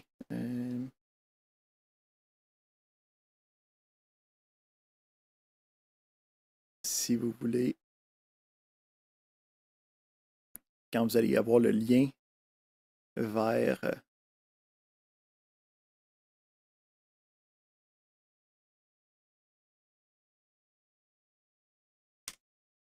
quand vous allez avoir le lien tantôt, là, je vais vous montrer comment est-ce que vous allez pouvoir aller le regarder à l'intérieur, voir les résultats de ce que vous avez fait. Mais le principe, c'est que à ce point-là, on a un fichier, OK, qui est notre base de données, puis à l'intérieur, on a nos 2 tables qui ont été créées. Puis, non seulement ça, si on regarde, OK, comment est-ce que la table... Attends, on va aller voir ici. Comment la table a été créée. On peut regarder, OK, qu'on a le post, on a le titre, on a du content, on peut voir que ça a généré les bons types par rapport à ça. Puis on peut même voir que les relations qu'on avait identifiées sont aussi automatiquement reliées dans la table. Donc, vraiment, il a juste créé directement tout ce qu'on a besoin pour être capable de travailler avec ce programme-là. Fait que là, la dernière chose qui nous reste à faire, ça va être de travailler avec un programme qui va nous permettre d'aller chercher des informations dans la base de données, puis d'être capable de les mettre à jour ou les déliter ou faire quoi que ce soit. Donc, on va avoir un programme qui est déjà donné. Pas besoin de using. Qui va nous montrer comment est-ce qu'on peut travailler avec cette base de données-là. Donc, la première chose qu'il va falloir faire, ça va être de se créer notre lien vers notre base de données. Donc, ici, on peut même l'avoir directement, là, on a notre blogging context, qui était notre classe qui représente notre lien. Fait qu'on va se créer un nouveau lien vers notre base de données. Puis, on peut voir ici que ça devient le blogging context, qu'on sait qui est un DB context, qui est notre lien avec notre base de données. Ici, justement, quand on va l'exécuter, si on regarde l'exécution de ça, quand on le roule, donc, ça va faire des choses, là, mais ça va aussi nous dire au début, il est où le fichier de notre base de données. Donc, si vous voulez aller le chercher, là, ça va être c:2.user, votre nom d'utilisateur, je pense que c'est applocal pour vous autres, ou appdata local, puis là, il va y avoir le blogging.db. Donc, vous pouvez reprendre ce lien-là, là, puis aller le mettre dans votre navigateur là, pour aller voir la base de données elle-même. Puis après ça, on va aller voir c'est quoi les 4 grandes opérations qu'on peut faire quand on travaille avec une base de données. Donc, quand on travaille avec une base de données, habituellement, les applications qu'on va créer vont être des applications qui sont des applications qu'on appelle CRUD, C-R-U-D, pour les 4 actions qui sont habituellement représentées dans une base de données. Donc, on va avoir le create, pour la création de nouveaux éléments. On va avoir le read pour la lecture de nouveaux éléments. On va avoir le update pour la mise à jour d'éléments déjà existants. Puis, on va avoir le delete qui va me permettre d'enlever des éléments de ma base de données. Fait que, qu'est-ce qui va être intéressant? Ça va être de voir comment est-ce que nous, on n'écrira pas de SQL directement pour nos différentes requêtes. On va utiliser de la programmation orientée objet pour être capable de travailler avec notre base de données. Donc, si on commence, puis on enlève le reste, là, puis on va juste voir la première version, voir ce que ça fait. Fait que j'ai ici une action, donc ma base de données a une série de méthodes qui vont me permettre de faire les différentes actions. Donc, le principe fondamental, c'est qu'on a la méthode add qui va me permettre d'ajouter une entité quelconque, okay, dans ma base de données. Donc, pour rajouter une entité, il faut regarder c'est quoi les modèles, c'est quoi les entités que moi j'ai dit. J'ai des posts, j'ai des blogs. Fait que tant que c'est un de ceux-là, moi, il va être capable de comprendre, OK, ben c'était de telle affaire, donc je vais aller le mettre dans telle table de manière automatique. Donc, ici, on a la création d'un nouvel objet. OK, ici, on utilise la création rapide d'objets, donc on connaît. On a la add. Puis, une fois qu'on a rajouté ce qu'on voulait, pour faire le commit, hein, on a la méthode save changes. Fait que le principe ici, c'est si je regarde dans ma base de données,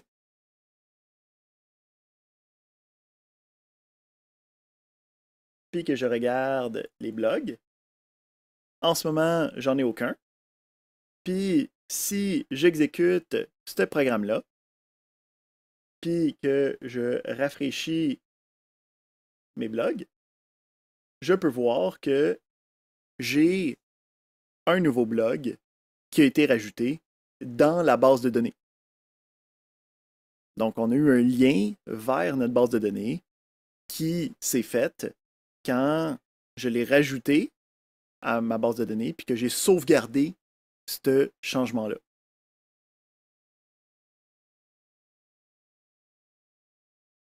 Deuxième étape. Ici, le blog ID, c'est automatique. Exact.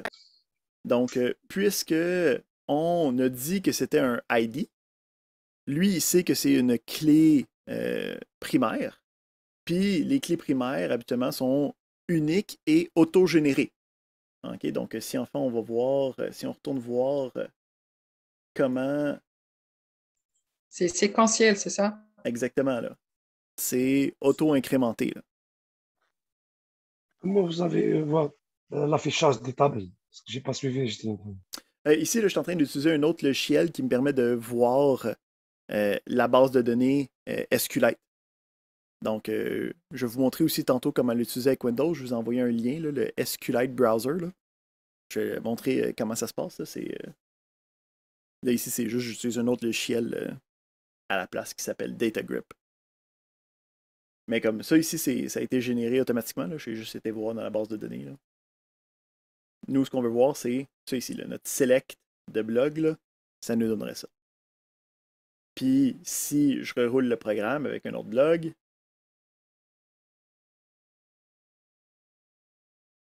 blabla,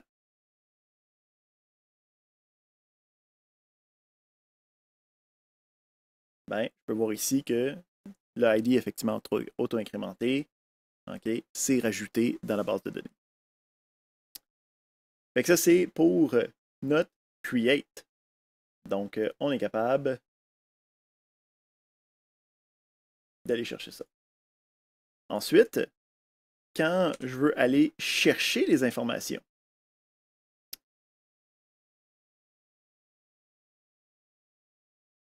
Et le DB Save Change comme commit ou... Hein? DB le save change, c'est comme un commit, change. ouais. Exact. Fait qu'après ça, quand je vais aller rechercher de l'information, mettons ici, je peux faire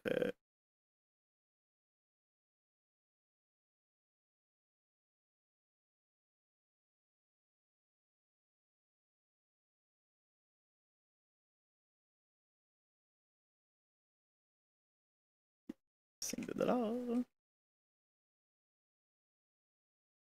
Je vais enlever le create. Là. OK. Fait que avec notre requête d'expression, je peux, là ça va juste me dire que c'est un blog, là. Ouais. Là ici notre blog en fait en ce moment, il est un peu poche, hein, parce que le principe ici, c'est que l'objet, il fait juste dire le nom de la classe. Hein, fait que si je voudrais voir c'est quoi qu'il y a à l'intérieur, ben, je peux quand même aller changer mon modèle. Là. Hein, donc, ici, on a les informations qui vont être dans la table. Mais si je veux, je peux très bien rajouter des méthodes qui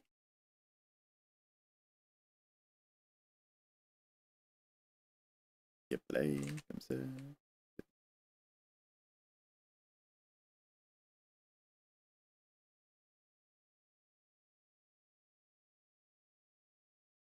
Qui vont pouvoir être utilisés dans mon programme. Donc, ça ici, ça vient d'être ajouté, mais ça ne change pas comment la table, comment les informations fonctionnent. Par contre, quand moi, je vais l'exécuter, puis je vais aller voir c'est quoi le blog, ça va me dire, voici c'est quoi le résultat. Donc là, ici, on peut commencer à voir comme la force d'avoir ces outils-là. Là. Parce que ça me permet de mélanger la programmation orientée objet, hein, qui mélange les données et les actions, les méthodes à l'intérieur d'une seule classe, mais que la partie de données va être backée par la base de données. Donc, ici, on peut voir que j'utilise la version avec les méthodes, mais encore une fois, on a vu que je peux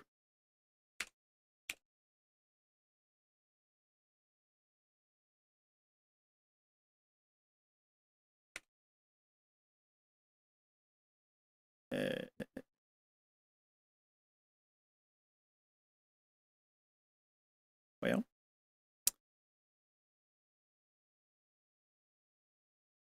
Je me suis perdu dans mes requêtes d'expression. Merci.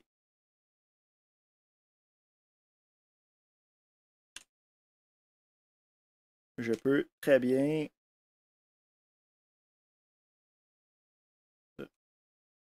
order by.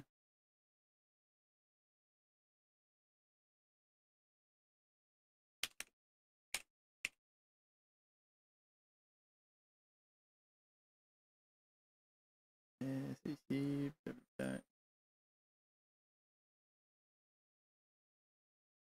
Il manque. Et ici, on pourrait le.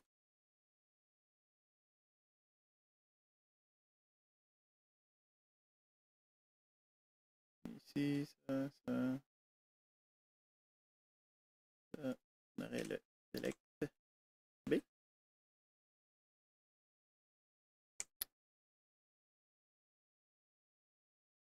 Chose de même. Donc, on a le même principe, OK, je peux l'avoir avec les différentes méthodes, ou sinon, de juste aller chercher le premier. C'est aussi le même principe. OK.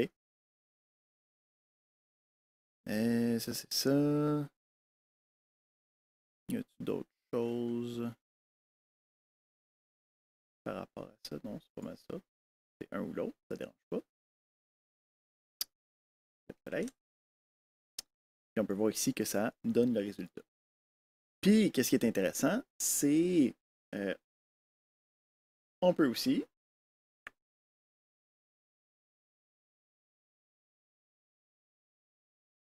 modifier des informations de cet élément-là. Donc, je peux dire, OK, j'ai été chercher ce blog-là, puis quand je vais le chercher, je peux le modifier.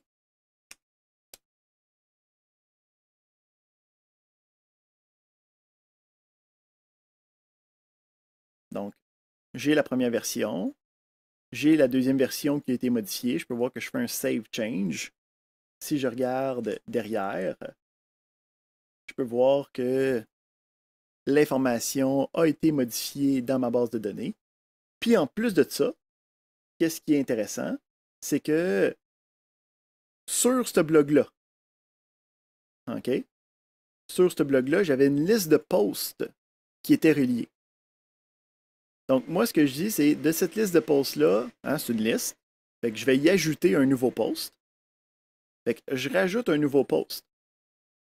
Fait que lui, en sachant qu'il y avait un lien vers les posts, il va aussi avoir créé le post, puis il va l'avoir aussi relié avec la clé étrangère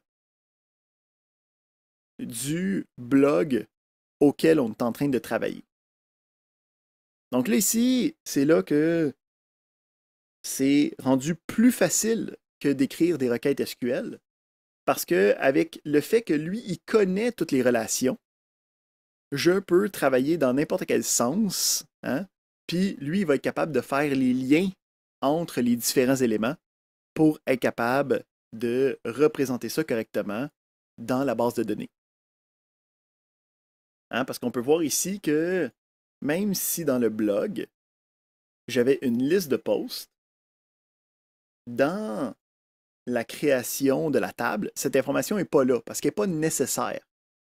Hein, cette information-là de j'ai une liste de posts, hein, d'un one-to-many, en fait, c'est juste du côté des posts qu'on va avoir la clé étrangère qui va faire référence aux différents blogs. Donc, avec l'ORM, on est capable de travailler directement avec des objets, directement avec des listes, puis quand moi je fais le save change, lui derrière, il s'occupe de tout. Puis finalement, on a le delete.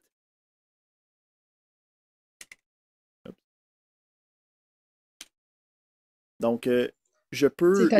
Pardon? C'est-à-dire, même si la clé primaire n'existe pas et on a mis sa valeur comme clé étrangère, il va le créer automatique? Exactement. Il est conscient des relations. OK. Puis on peut voir que ça simplifie les choses. On n'a pas besoin de penser à autre chose que la problématique. Oui, il n'affiche pas violation de contrainte ou bien quelque chose comme ça, non? Non, il n'affiche pas des erreurs. Ben, s'il y en aurait, oui, là, mais le principe, c'est qu'il est conscient que tout fonctionne. C'est juste qu'il faut écrire du stock autour, mais lui, il le fait automatiquement pour nous. C'est ça la force des ORM. Okay. Ça enlève ce qu'on appelle le boilerplate. Qu'est-ce qu'il faut tout le temps écrire à chaque fois, pas pour rien, là, mais qui est comme obligatoire. Là. Oui, c'est ça. C'est vraiment là sa force. T'sais. Parce que là, si j'aurais voulu faire ça, il aurait fallu que je fasse un insert avec un select imbriqué pour aller chercher le bon post, pour aller mettre la bonne clé étrangère à l'intérieur. Ça aurait été pas mal plus fastidieux de le faire avec des requêtes SQL. Là. Fait que, on a aussi le remove. Encore une fois, ça marche par objet. Hein? Ça ne marche pas par clé direct. Lui, derrière, il va utiliser la clé pour être capable de faire la bonne chose. Mais je peux juste directement l'enlever, faire save change, puis quand je fais ça, quand je retourne ici, je peux voir que ça l'a enlevé celui que je viens, puis en fait, si je le roule, il delete le dernier que j'avais. Qu'est-ce qui arrive si j'essaie de trouver des choses qui ne fonctionnent pas? C'est une bonne question. Fait que ici, j'ai un unhandled exception. Pourquoi? Parce que j'ai essayé de... ici, à la ligne 9, ouais, c'est ça. Quand j'ai essayé de faire la requête pour essayer de trouver le premier, ben, il n'y en avait pas de premier. Fait que quand il essayait de faire first, il était comme moi, j'ai pas rien trouvé, fait que je suis pas capable de faire ça. Ça génère une exception. Hein? Là, nous, maintenant, on sait hein, qu'on pourrait faire un try, puis là, s'il n'y a pas rien, OK, on continue, puis on catch à la place pour être capable de faire une application robuste. OK? Donc, s'il y a une problématique, ça va nous soulever une exception. OK? Donc, tu parlais tantôt d'erreurs de contrainte, des choses comme ça. Si la contrainte n'est pas respectée, ça génère une exception quand j'essaie de faire l'exécution. Puis là, je peux encore une fois utiliser des principes de programmation, hein, de gestion d'exception pour être capable de traiter ma problématique.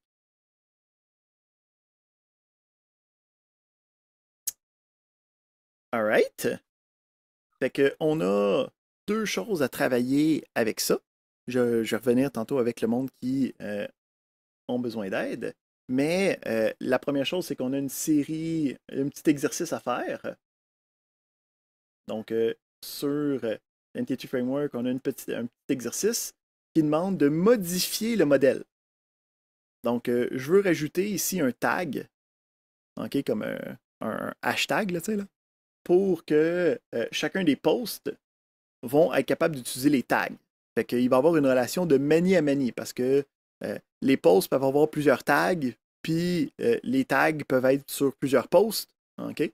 Fait que créer cette relation-là de many à many, puis refaites la base de données avec le update database. Là. Au pire, détruisez le fichier s'il y a des problématiques, puis regardez qu'est-ce que ça donne comme table avec ça. Deuxième chose qu'on a à faire, on a le deuxième devoir. Donc, notre deuxième devoir, je vais le ressortir, il est ici. Donc, le deuxième devoir demande de, en fait, prendre une situation qu'on a déjà programmée. Donc, de reprendre qu'est-ce qu'on a fait dans l'examen intra, hein, avec les employés, avec la compagnie. Hein. Je vous avais donné la solution sur le site de cours, là. Puis de le refaire avec le Entity Framework. Donc, d'être capable d'avoir une table qui va être capable de représenter les employés, une table qui va être capable de représenter la compagnie, puis de refaire notre programme principal où c'est qu'on a notre compagnie, on ajoute des employés, puis on veut sauvegarder ça dans une base de données à la place. Donc, vous pouvez repartir de la solution que je vous ai donnée ou utiliser la vôtre si vous êtes confiant de votre examen intra. Ça peut se faire encore une fois en équipe, comme le premier devoir. La remise va se faire sur Leia. Puis, on a jusqu'à la dernière journée de cours pour être capable de compléter ça. Donc, on va pouvoir en rejaser aussi durant la révision, là, savoir où c'est qu'on en est, s'il y a des questions par rapport à ça. Excellent. Fait que ça fait le tour de comment utiliser des bases de données à l'intérieur de nos programmes. Pour supprimer un élément bien défini. Ouais. Ce que je vois ici, le delete, c'est le dernier élément. Ben, en fait, ça delete qu'est-ce que nous, on a fait comme recherche. OK? Fait que si moi, j'avais fait une recherche sur ce que j'avais tout pris, ça pourrait être toute la table, tu sais. Donc, moi, ici, c'est moi qui ai délité cet élément-là que j'ai sélectionné. Là. Mais j'aurais pu faire n'importe quelle autre requête ici. Là. C'est ça la question? Est-ce que le delete, c'est relié à la recherche? Ben, le remove prend ce que tu lui donnes puis va déliter ça. Fait que nous autres, le ça, c'est qu'est-ce qu'on a fait comme recherche. Ah, d'accord, c'est le blog. On peut même écrire une requête à l'intérieur, c'est ça? Exactement, puisque ça donne ça, je pourrais directement écrire ça à l'intérieur. D'accord, donc si on veut, par exemple, une autre variable avec une autre requête, donc il va supprimer celui-là. Exact. Et le update, est-ce qu'il faut un update? Non, ici, c'est juste pour démontrer que on part, juste, admettons, de changer l'URL, juste de changer l'élément. C'est ça. Là. Nous autres, ici, c'est qu'on change, puis on ajoute quelque chose dans un lien à travers la liste. Là. Ça, ici, c'était pour démontrer les relations à l'intérieur des bases de données. Donc, si l'update, par exemple, si on ne fait pas le blog post added, ça changerait juste l'URL. Parce que là, ici, je change quand même l'URL du blog que j'ai sélectionné. C'est juste ce blog, il n'y a pas update, c'est juste ce blog avec les objets, c'est ça? Exact.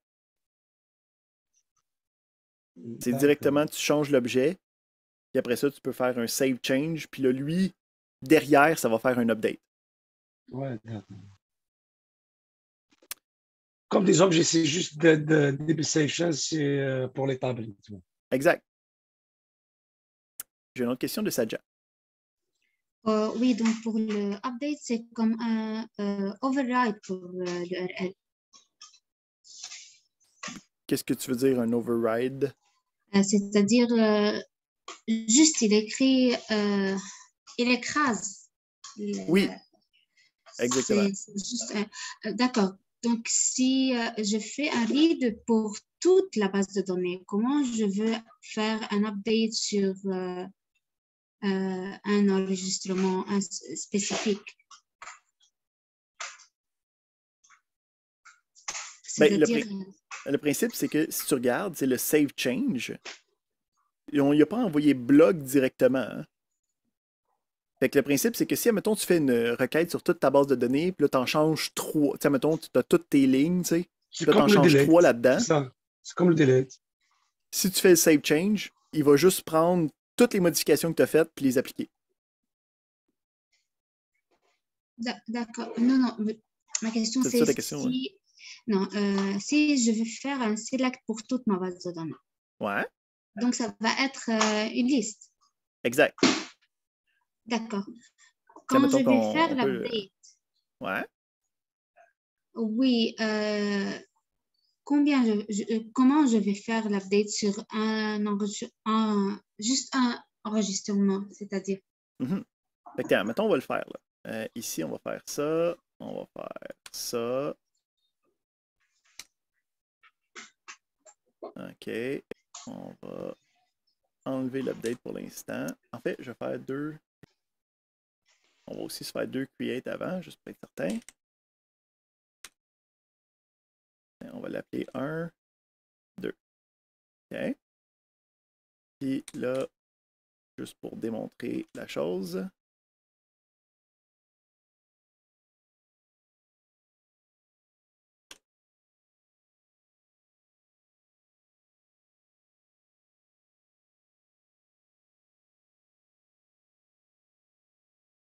OK.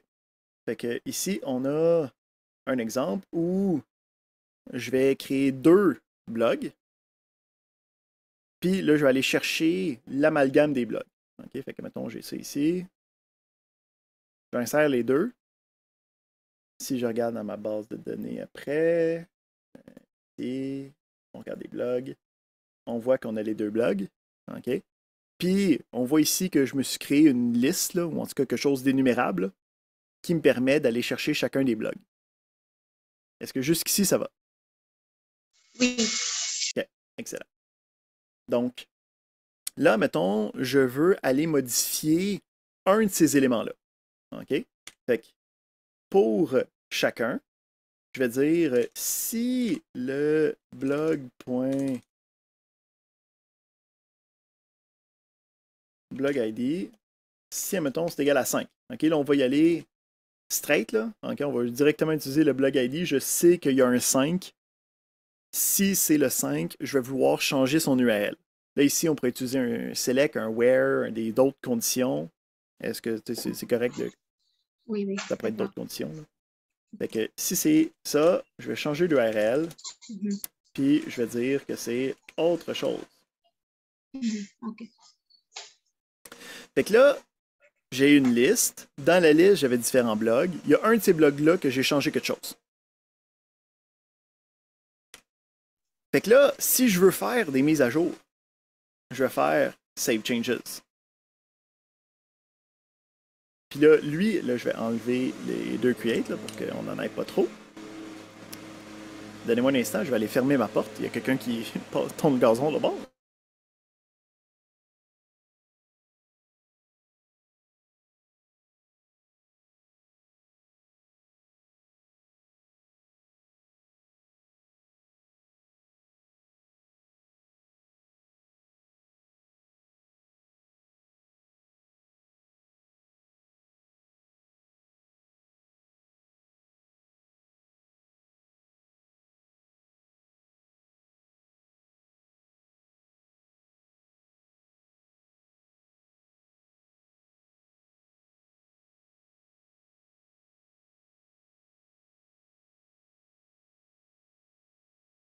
Pardon. Qui c'est qui pense passer leur tondeuse à 10 heures? Mais donc, on a le principe de j'ai dans ma base de données les différents éléments, puis là ici, ce qu'on va faire, c'est qu'on va en changer, puis on va faire un save change dessus. Fait que ça roule, ça fait les blogs, puis si on retourne voir ici, on peut voir que seulement la chose que j'ai changée, il y a eu le save change, ça a juste changé ce que j'avais besoin. Même si j'ai passé à travers tous les éléments, que j'avais pogné plusieurs choses, quand je change une chose, lui, il va être capable de juste changer cette chose. C'était ça ta question? Est-ce que j'ai répondu à ta question? Oui, c'est ça. Merci. C'est ça la force de l'ORM. C'est que tu fais juste travailler comme si c'était de l'orienté objet, tu fais save changes à la fin, puis paf, lui, il s'occupe du reste. J'ai une autre question de Saïd. Oui, comment tu fais pour afficher le contenu de la base de données dans le data grid de la projet? Ouais. Ici, en fait, je vais vous montrer comment le faire avec l'autre utilitaire que je vous ai envoyé. Donnez-moi un instant, on va se changer le partage. On va aller ici, on va aller arrêter le partage ici. OK, on va revenir ici. Puis là, moi, je veux...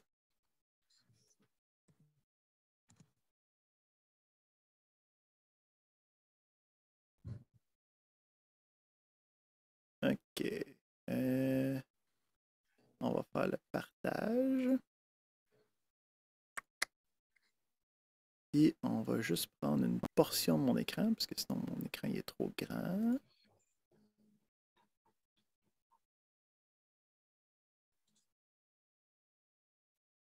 Comme ça. Fait que, est-ce que vous voyez la fenêtre à l'intérieur de Visual Studio Code? Oui? Non? Peut-être. Oui. Excellent. Donc, je vous ai envoyé un lien dans le chat pour DB Browser for SQLite, qui va être capable de faire un peu ce qu'on vient de faire là, avec DataGrip. Fait que le principe, c'est pour être capable de voir c'est où là. Quand on exécute le programme, le début du programme nous donne le lien vers lequel il faut aller trouver la base de données. Donc, il est dans .locken, AppData, Local, Blogging. Fait que moi ici, je peux ouvrir une base de données, puis directement paster cette affaire-là. Oups, je voulais pas. Je voulais paster sans le. Puis si je regarde dans le local, je peux voir ici que j'ai le fichier blogging.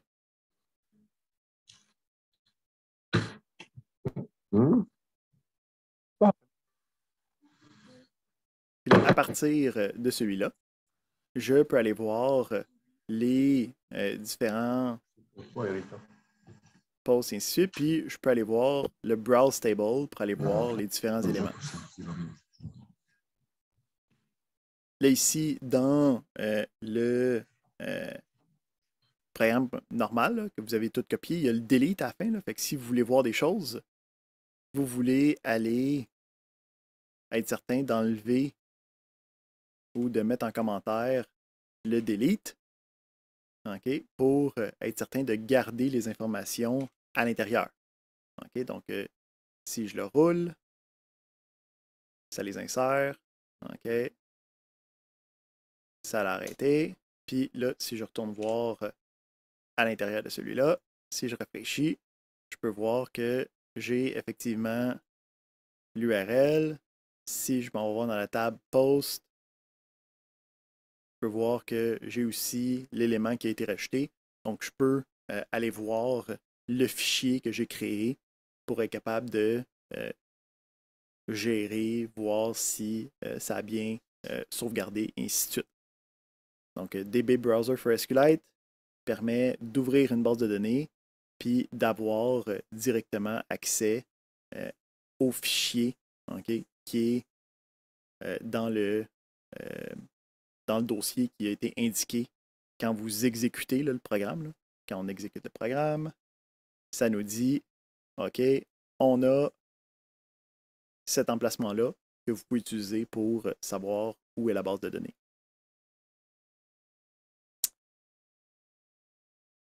Excellent.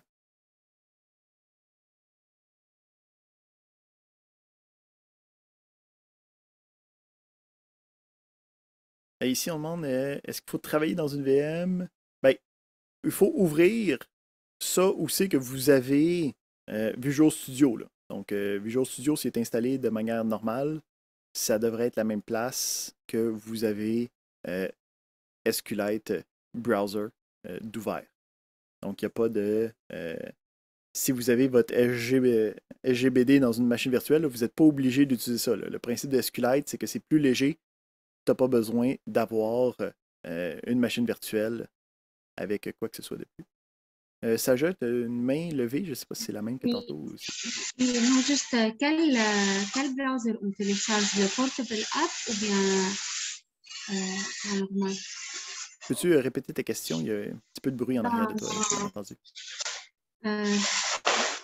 Pour télécharger le browser, lequel on télécharge. Ah, ok, ouais. Il y a des browsers Portable App et il y a le standard. Tu peux directement avoir le standard avec l'installateur. C'est le plus simple. Ça va être un setup, il va juste être installé. Ou sinon, tu peux aussi avoir juste le zip, puis tu vas pouvoir avoir l'exécutable dedans que tu peux double-cliquer. C'est comme, est-ce que tu veux l'avoir dans ton menu de démarrer ou pas? C'est ça qui indique qu'est-ce que tu veux avoir. Il n'y a pas de... D'accord, merci.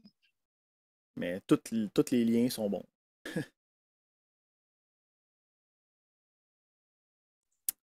Excellent. Pour moi, cette partie, la dernière partie, c'est correct, mais il reste juste la première partie du cours, c'est un peu flou pour moi. Fait que est-ce que la création de modèles, ça va pas pire? Est-ce que c'est le contexte qui est... Oui, je ne sais pas vraiment les étapes ou bien je ne sais pas comment expliquer ça, mais c'est juste la première partie qui est un peu floue. OK. Fait que, si on refait un petit survol des étapes, là, hein? Oui. Fait qu'on veut se créer une application qui va se connecter à une base de données. Okay? C'est ça qu'on veut faire. Fait qu'on fait ça en étapes. Donc, on crée notre nouveau programme. Ça, c'est standard. On crée le nouveau console app. Ça va bien. Puisqu'on veut utiliser, mettons qu'on fait un survol, si vous voulez revoir là, ce document-là, là, c'est vraiment ça qui a le plus d'informations, le mieux paqueté là, pour le petit tutoriel. Là. Fait qu'on part notre projet. OK? C'est un projet, c'est un console app. Il n'y a rien de spécial à ce point-là. Là, puisqu'on veut le faire connecter à une base de données, on va utiliser une librairie qui est le Entity Framework. Pour être capable d'utiliser cette librairie-là, il faut l'installer dans notre projet. Fait que pour l'installer dans notre projet, c'est là qu'on utilise le Package Manager Console, puis on installe la librairie qui va nous permettre de travailler avec une connexion à une base de données, dans ce cas-ci, SQLite. Une fois que la librairie est installée, notre première étape, ça va être de définir le modèle, puis de définir la connexion à notre base de données. Fait qu'on se crée un fichier modèle, puis à l'intérieur du fichier modèle, il y a en fait deux éléments. Il y a le modèle, les informations que moi, je vais vouloir représenter.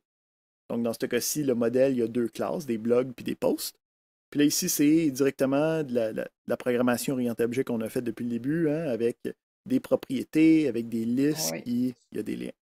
Okay. Fait que ça, c'est la première partie. La deuxième partie, ça va être la représentation de la connexion à la base de données.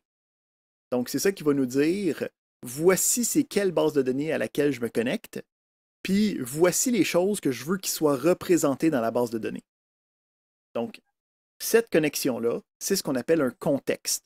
Okay? Fait que on se crée, nous, une classe, qu'on donne un nom qu'on veut. Habituellement, on y donne un suffixe contexte pour savoir que c'est un contexte, que c'est une connexion. Puis, il faut que ça hérite de DB contexte. À partir de là, dans cette classe-là, il y a deux informations, il y a deux sections d'informations. La première section, ça va être dis-moi quelle table je veux travailler, avec quelle table je veux travailler dans la base de données. Donc ici, il faut se faire des propriétés de type DB7 qui sont déjà prédéfinies. C'est ça que la librairie d'Entity Framework nous donne. C'est ces différentes classes-là déjà préfaites. Donc, un DB7, c'est une représentation de je veux faire une connexion à une table qui va représenter quoi? Qui va représenter les blogs. Puis je veux qu'elle s'appelle blogs avec un S. Fait que j'en ai une pour les blogs, j'en ai une pour les posts. Fait que ça, c'est comme les liens avec la base de données, les tables de la base de données. Après ça, il me reste la connexion elle-même à la base de données. Donc, quand je veux utiliser une base de données, il faut que je me connecte à la dite base de données, que ce soit une SGBD ou que ce soit SQLite. Fait que là, ici, il y a des configurations à faire. Là, c'est pas mal plus du copier-coller. Donc, tu vas voir l'exemple qui vient avec pour être capable de travailler avec. Ça va être, dans ce cas-ci, celui-là ici, qui fait juste se lier à un fichier spécifique parce que c'est comme ça que SQLite fonctionne.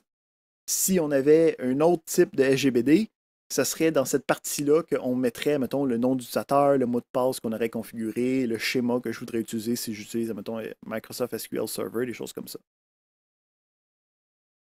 Fait que là, ici, j'ai le modèle de définir avec la connexion vers la base de données.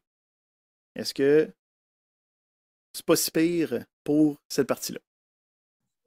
Oui, ça va. Excellent.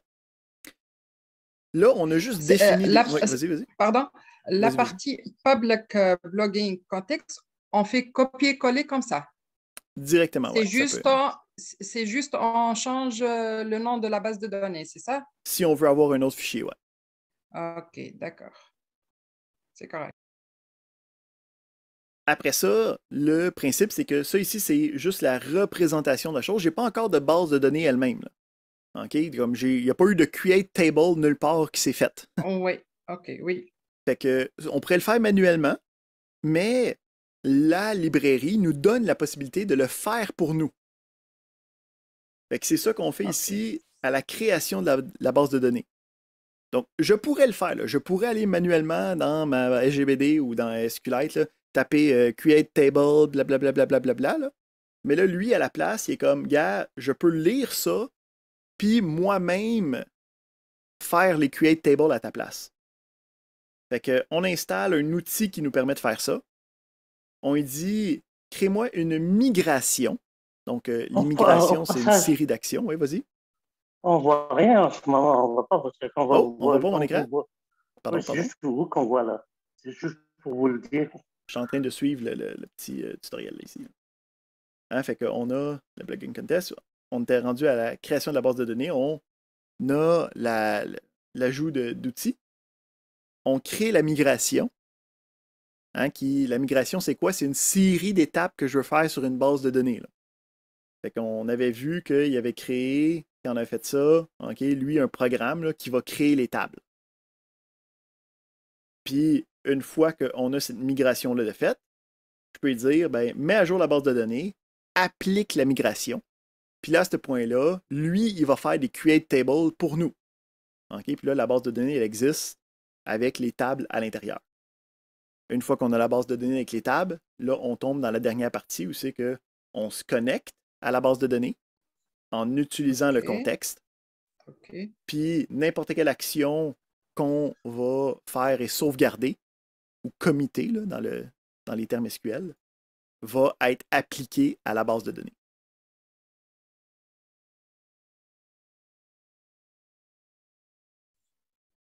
Ça fait le tour de qu'est-ce qu'on a fait ce matin. OK. Ça va. Super. Fait que pour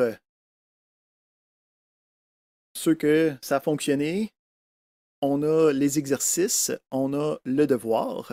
Pour ceux qui ont eu des erreurs, on va rester ensemble, puis on va regarder qu'est-ce qui s'est passé, voir comment est-ce qu'on peut travailler avec ça. Est-ce qu'il y a d'autres questions avant que j'arrête notre enregistrement puis qu'on se met un petit peu à débugger, j'ai Lotfi. Oui, bonjour. S'il vous plaît, je voudrais savoir, est-ce que l'Entity Framework, est-ce qu'il veille à ce que le contexte qui est téléchargé est toujours en temps réel, il reflète la base de données en arrière-plan? Oui. Donc, le principe ici, c'est que c'est géré pour que ça soit une représentation courante et dynamique de la base de données. Donc, si on travaille avec une EGBD, il peut y avoir plusieurs connexions qui se font en même temps, là, puis ce n'est pas une problématique. OK, d'accord, merci. Si c'était ça, la sous-question. Oui, oui, merci. J'ai une autre question de Saïd.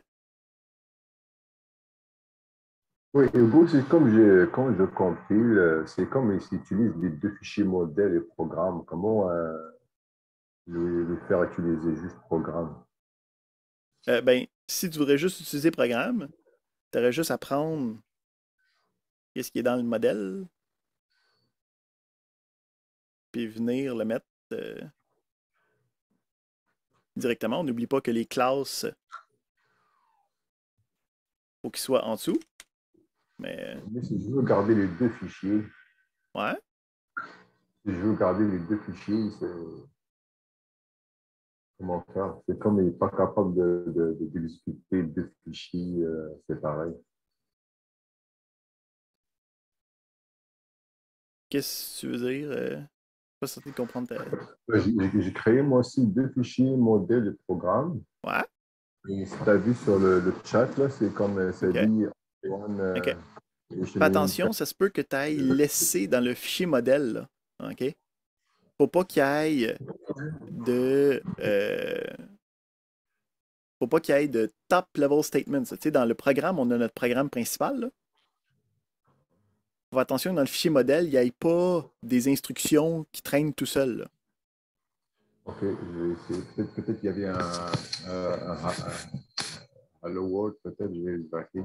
Ouais, c'est ça. Peut-être qu'il te reste encore le Hello World qui reste, là, que tu n'aurais pas délité. Là. Ce serait le genre de choses qui causerait ce genre de problème-là. Au pire, on regardera dans quelques minutes ensemble. Ça marche, c'était ça. J'ai enlevé Hello World, puis ça marche. Excellent. Merci. Super. Donc, pour l'instant, je vais arrêter l'enregistrement. Je vais regarder les... Excusez-moi, je vais partager mon écran. Oui, certainement.